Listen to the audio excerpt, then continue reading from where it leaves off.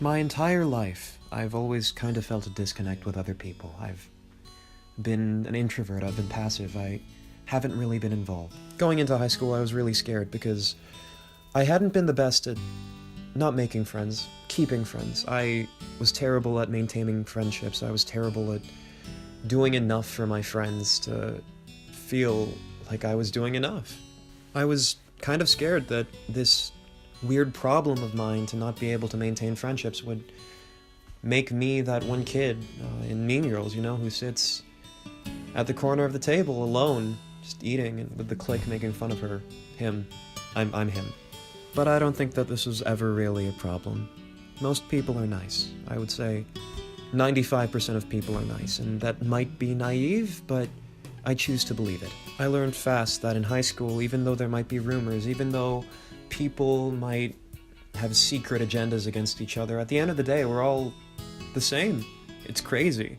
And while it's so easy to be mad at someone, it's also kind of hard at the same time. You have to put so much energy and effort into keeping a grudge. I learned that sometimes the best way to defeat an enemy is to make him your friend. As cheesy as it sounds. I also really learned that people like attention. Whenever I have my phone out and I say, "Hey, say hi to my friend from Indiana," everyone loves jumping in front of the camera. So many people are so excited to make gems of the month or just be somewhere on social media. And this is kind of a crazy phenomenon. I have gotten close to so many people who I don't think I would have if I hadn't taken a dumb video of them.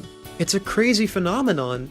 You can get to know someone better by just taking a video of them or interacting with them one time, just seeing what they have to say, because everyone always has something on their mind.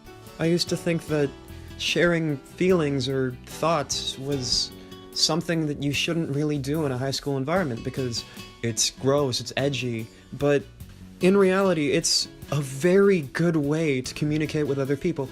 I know this sounds trivial and superficial and kind of obvious, but I didn't know this, and it was a crazy discovery for me because this is how I could connect. This is how I could not be so distant anymore. So I started doing art, I started doing Gems of the Month, I started taking videos all the time for my Indiana friend who is a bit more than a friend now. But I had all of these people who I could connect with who I just felt like I belonged with, and that's never happened before, and while that's great, it kind of took its toll too. I really didn't know how to manage all of these different people in my life. I know that sounds kind of sociopathic, but I just didn't know what everyone needed. I didn't know what I could do for them. And eventually this uncertainty and trial and error just led to kind of a tearing of me. Felt like I had to be this perfect person for every single person. I had to help them. I had to be more than just someone that they see in the hallways or say hi to at Starbucks. I had to help them somehow to be enough. And this was really dumb of me. Living for other people is probably the worst way you can live.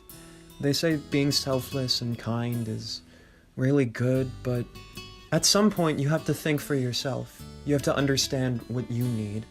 And what I personally need is alone time every so often.